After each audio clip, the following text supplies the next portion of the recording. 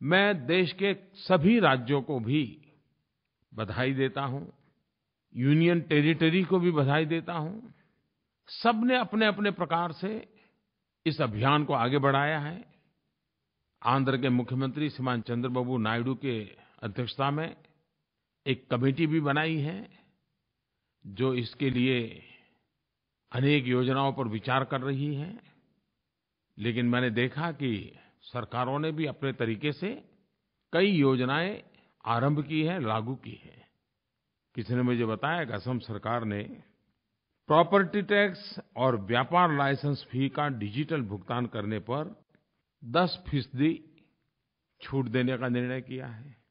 ग्रामीण बैंकों के ब्रांच अपने 75% उपभोक्ता से जनवरी से मार्च के बीच कम से कम 2 डिजिटल ट्रांजैक्शन करवाते हैं तो उन्हें सरकार की ओर से 50,000 रुपये इनाम मिलने वाले हैं। 31 मार्च 2017 तक अगर 100% डिजिटल ट्रांजैक्शन करने वाले गाँवों को सरकार की ओर से उत्तम पंचायत फॉर डिजी ट्रांजैक्शन के तहत 5 लाख रुपये का इनाम देने की उन्होंने घोषणा की है। उन्होंने किसानों के लिए डिजिटल कृषक शिरोमणि, असम सरकार ने ऐसे पहले 10 किसानों को 5,000 रुपया इनाम देने का निर्णय किया है, जो बीज और खाद की खरीद के लिए पूरी तरह डिजिटल भुगतान का इस्तेमाल करते हैं। मैं असम सरकार को बधाई देता हूँ, लेकिन इस प्रकार से इनिशिएटिव लिए सभी सरकारों को बधाई देता हूँ।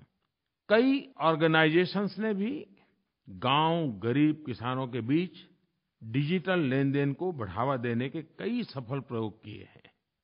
मुझे किसी ने बताया GNFC, Gujarat Narmada valley fertiliser और केमिकल लिमिटेड, जो मुख्यतः खाद का काम करता है, उन्होंने किसानों को सुविधा हो इसलिए 1000 पॉश मशीन खाद जहाँ बेचते हैं वहाँ लगाए हैं और कुछ ही दिनों में 35,000 किसानों को 5 लाख खाद के बोरे डिजिटल भुगतान के माध्यम से कर दिए। और ये सब सिर्फ 2 हफ्ते में किया।